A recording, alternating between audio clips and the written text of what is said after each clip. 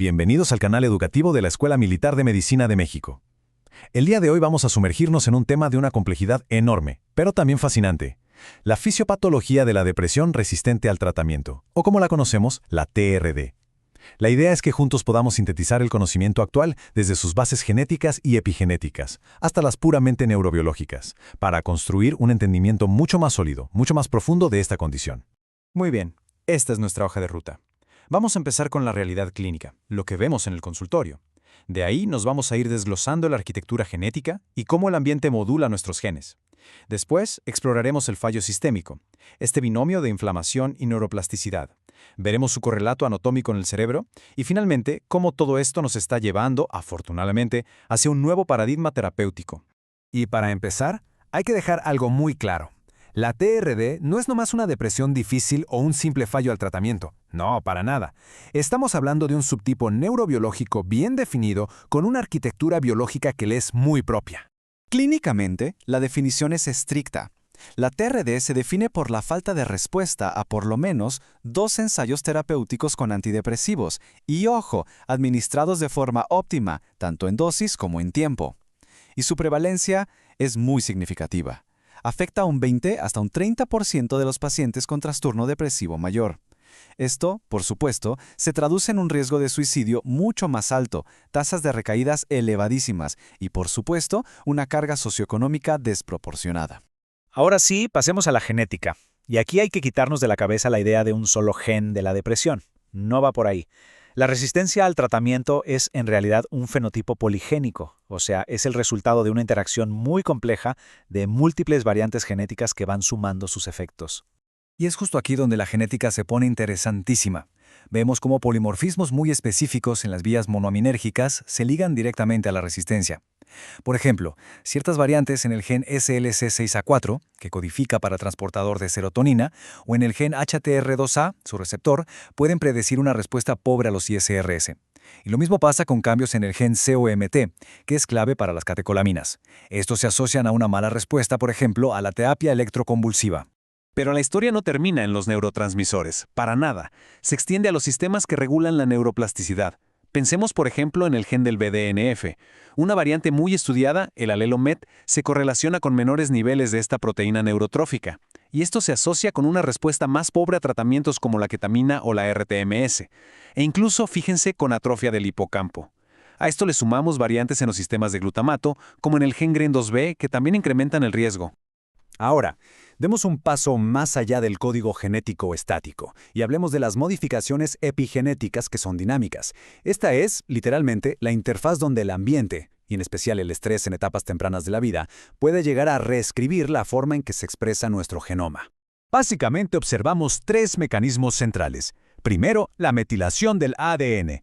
Por ejemplo, la hipermetilación en el promotor del gen del BDNF o del receptor de glucocorticoides, que es como ponerle un candado a la lectura de estos genes que son cruciales para la reparación neuronal. Luego, la modificación de histonas, donde el estrés crónico puede compactar la cromatina, impidiendo la transcripción.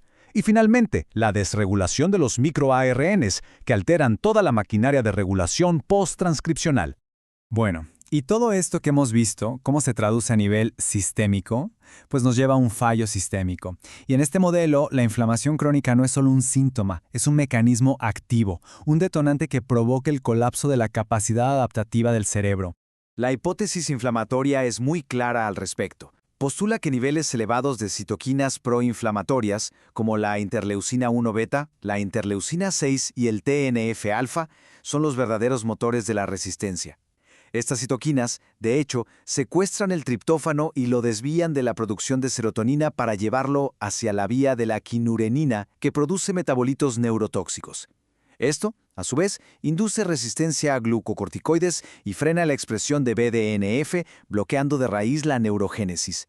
Miren, aquí se ve la consecuencia directa de todos estos insultos, una insuficiencia de la neuroplasticidad. A la izquierda tenemos un árbol dendrítico sano, frondoso, complejo, listo para hacer nuevas conexiones. Y a la derecha, el fenotipo de la TRD, atrofia, espinas dendríticas perdidas, sinapsis rígidas, un cerebro que en esencia ha perdido su capacidad de recablearse. Es una barrera estructural real. Y lo más impactante es que esta barrera estructural la podemos ver. La evidencia acumulada en neuroimagen está consolidando a la TRD como una entidad con alteraciones cerebrales muy específicas y difusas. Si vemos la sustancia gris, por ejemplo, encontramos una reducción de volumen muy significativa en el hipocampo, lo que afecta la memoria. También en el núcleo caudado, lo que desregula el sistema de recompensa. Y vemos un adelgazamiento de la corteza prefrontal, con un impacto directo en el control ejecutivo y la regulación emocional. Y no solo es la sustancia gris. La integridad de la sustancia blanca, es decir, el conectoma, también está comprometida. Se observa una reducción de la anisotropía fraccional, lo que nos habla de una pérdida de integridad microestructural en los grandes tractos, como el cíngulo y el cuerpo calloso. La consecuencia funcional de esto es una desconexión física entre la corteza prefrontal y el sistema límbico. Y esta desconexión se manifiesta funcionalmente, ¿cómo? Principalmente en la red de modo por defecto, o DMN. En la TRD, esta red muestra una hiperactividad patológica y además se desacopla de las redes de control cognitivo. El correlato clínico es inmediato y claro. La rumiación negativa, esa incapacidad para cambiar el foco atencional, el fenotipo de la mente errante. Muy bien, pues ha llegado el momento de sintetizar toda esta evidencia biológica. Vamos a armar el rompecabezas para construir un modelo coherente que nos guíe hacia nuevas y mejores estrategias terapéuticas. Este modelo integrativo nos muestra una cascada patológica muy clara. Empezamos con una base de susceptibilidad genética. Si a eso le sumamos estrés o trauma temprano, se detona una inflamación crónica y una reprogramación epigenética.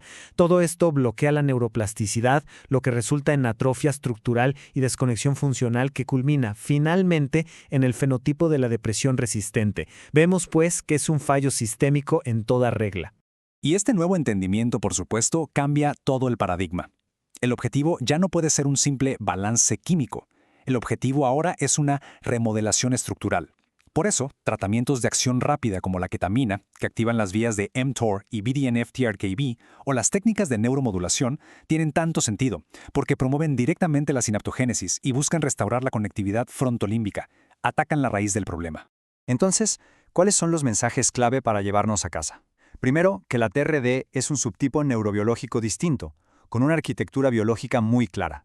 Esta arquitectura involucra riesgo genético, reprogramación epigenética, inflamación crónica y alteraciones tanto estructurales como funcionales del cerebro, desde los polimorfismos y la hipermetilación de genes clave hasta la atrofia del hipocampo y la desconectividad de la red de modo por defecto. Viendo hacia el futuro, el campo necesita urgentemente definiciones estandarizadas y sobre todo biomarcadores integrados que combinen perfiles genéticos con marcadores inflamatorios. El objetivo final, la meta, es poder identificar el riesgo de resistencia mucho antes de que ocurra el primer fallo terapéutico, para así poder implementar intervenciones personalizadas y tempranas. La pregunta que nos queda es, ¿llegaremos al punto de poder predecir la resistencia antes de iniciar siquiera el primer tratamiento? Esta revisión se basó principalmente en la referencia que ven en pantalla. Este video fue producido por el general de brigada médico cirujano Humberto Carrasco Vargas. Muchas gracias por su atención.